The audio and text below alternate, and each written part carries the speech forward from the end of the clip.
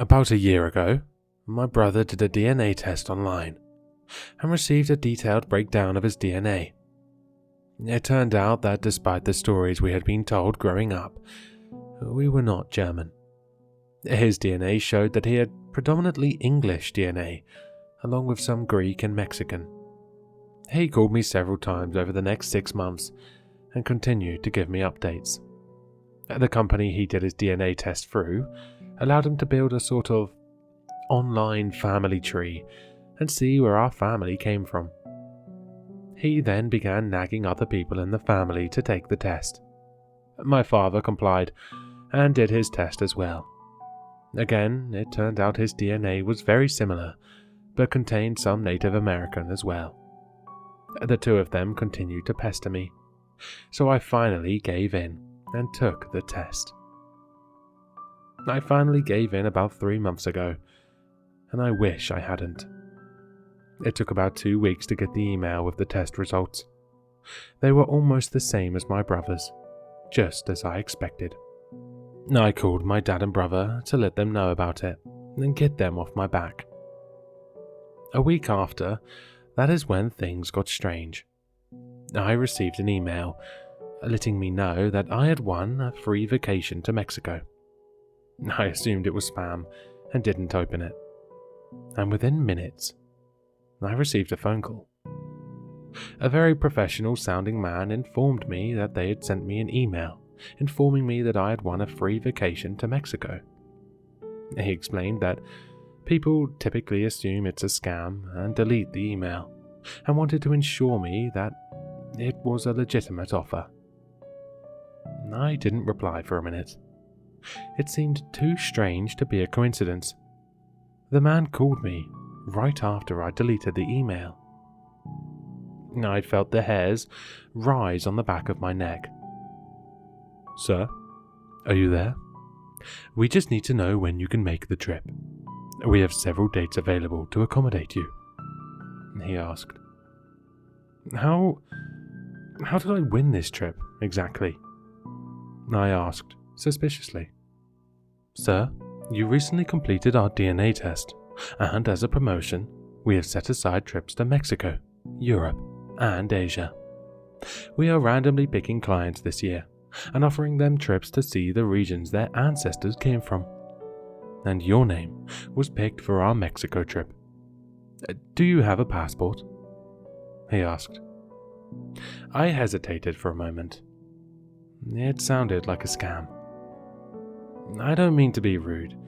This all sounds too good to be true. I don't want to agree to anything and then get stuck with a bill for airfare or have to sit for a 2-hour timeshare sales pitch, I told the man. "Sir, this trip is free. We will pay for the bus and the hotel, and we will give you cash per diem while you are in Mexico. And we don't have a sales pitch that you will have to listen to. What we do request is that you help us with this promotion. We would like you to send us pictures of your own trip, so that we can use them on our social media." That explanation set me at ease a bit. It made sense. A few grand paying me to go on a trip was probably cheaper than paying someone to film a commercial. "Bus? Why would I be flying?" I asked the man. I heard keys clicking on a keyboard. "Our records indicate that you are living in Yuma, Arizona, and the region you will be visiting is only 3 hours by bus. Honestly, sir, I believe they arranged for a bus in the interest of cost. But the booking shows that they have you staying in a 4-star hotel for 4 days and 3 nights. They have also arranged for a driver to take you out and act as a tour guide." I thought about it for a second. I had some vacation time that I wanted to use, and a free trip to Mexico sounded more fun than the staycation I could afford. "You're sure it's completely free?" I asked. "Yes, sir. 100%. Can we set a date?" I set the date to allow me to give my supervisor notice and booked the vacation. A few days before the trip, I received a knock at my door. I checked my doorbell cam on my phone to see a man standing at my door.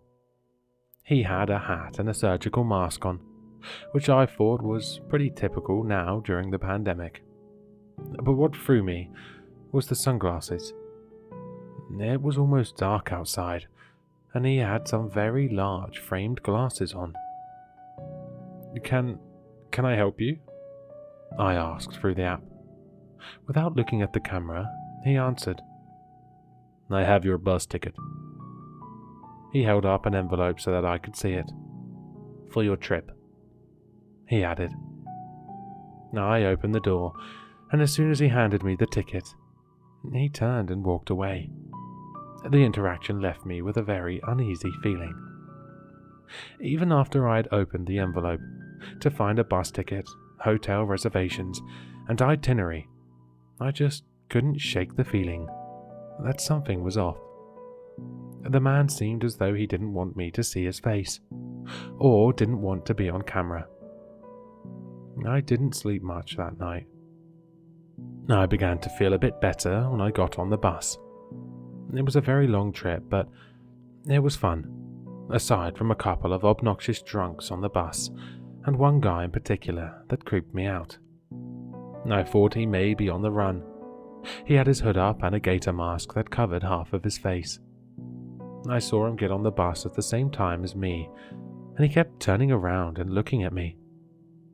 After almost 3 hours, I was beginning to worry. I thought he may mug me or something. But he ended up getting off the bus one stop before me. I sighed a breath of relief. I checked in at the hotel, and the man at the desk couldn't find my room. He had to get a manager to help. Here it comes, I thought. They got me all the way here, and now I have to pay for the room, I thought to myself. I pulled out the itinerary that I had been given, and the manager nodded.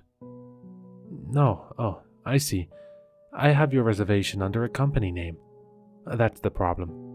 They paid for your room in cash, but it didn't give me a name." I got checked in and got my room key.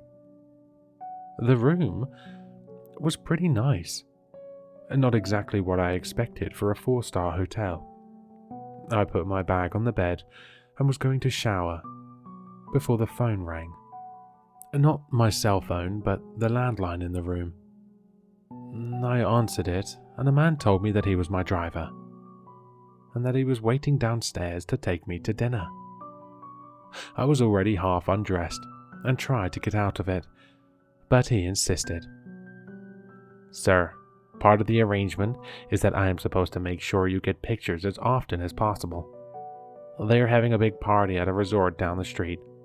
I promise I will have you back in a couple of hours, and the dinner will be paid for." I complied. They had told me to take pictures, so I got dressed and headed downstairs. I met the driver, and he took me down the street to a huge hotel down the road. It was a big step up from where I was staying. The restaurant was downstairs. The driver told me to get a seat, and he would order some food. He met me at the table with food and beers. We ate. The music was too loud for us to talk, and he didn't say a word. As we ate, I saw a woman at the bar that gave me a few glances. I finished my food and chugged the rest of my beer. "This would be a good time to get your pictures," I yelled to the driver over the music. "What?" he asked me. "You said I needed to take pictures?" I told him. "Right," he said. He reached into his jacket pocket, but stopped. "Let me see your phone. I'll take the pictures," he told me.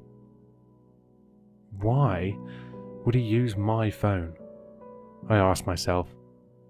I figured he would have a camera, or at least use a company phone. But The beer was hitting me kinda hard. I'd never been much of a drinker, but I felt pretty drunk for only having one beer. I stood up so I could get my phone out of my pocket. When I stood though, I immediately became dizzy. The whole world began to spin, and then I blacked out. I am writing this from my hospital bed. The police informed me that they tracked down the driver from the security footage at the resort. Unfortunately, they couldn't recover my kidney or the half of my liver they removed.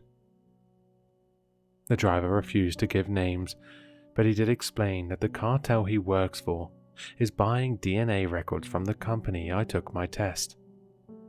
They match the DNA to people that need organs and try to lure them to Mexico and harvest them. The reason I'm telling you this is to warn you. The police had told me the driver will go to prison for a long time, but he told them the cartel is planning on just abducting people in the US. I guess it's just more cost effective and easier to get away with it.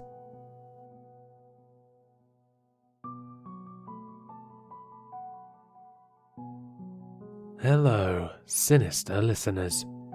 If you've enjoyed this story, then you'll find all the author's information in the description below. For more content, be sure to like, comment, and subscribe to succumb to the sinister.